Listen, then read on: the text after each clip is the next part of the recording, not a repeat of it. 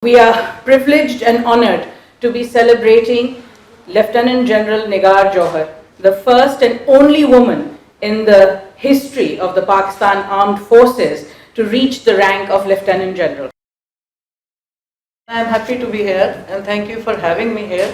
And I feel in this organization or an institution like this, which has such a big footprint, and not nationally but internationally, but especially because I'm here, because you have so much women power, and I feel that you are inclusive of them in all fields, so that's what brings me here. So thank you very much for having me here.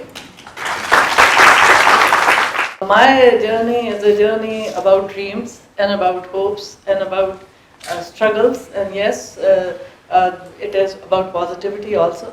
Because I feel that you can't have a positive life with a negative mind. There's a quote which is very near and dear to me, and that says that people see things and they say why. I dream of things that never were, and I say why not. So that is how I started. That I wanted to be a doctor and I wanted to be in the army, and at that time to be in an army in my part of the part that I belong to was very difficult, and it was thought that it was almost impossible, but nothing is impossible, you have to work for it. So I grew in an army background, and my father was in army, so that is why I had a passion for this uniform, but at the same time I wanted to be a doctor, and then so that is how I came into this field. And then of course in this field, when you have 20% females at this moment, so look at the times that I was there, it was in the early 80s. So there were hardly any females in the military. It was a constant struggle, but alhamdulillah, it paid and I was rewarded.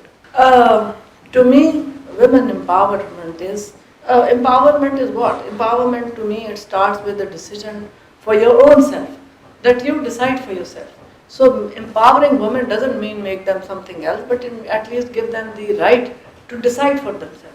And what they have to decide? They have to decide about their education, what they want to study, where they want to go, which university they would like to join, and then it is about profession, which profession they want to go, or what they want to do with their life, and then of course they should be also given for the marriages, and it's okay. So I feel these rights, this is women empowerment. So I believe you're an expert sharpshooter. Yeah. So what was behind that? I was commanding a hospital. They told me that there is a threat to the hospital itself. So I went to home and I said that if somebody comes into the hospital firing, and then I should be the one who should be the first to defend my hospital. So I learned shooting.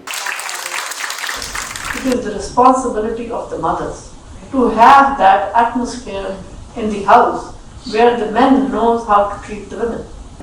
The men that we need them, and that we need them to support us, to empower us, so that we are also empowered and we are also there.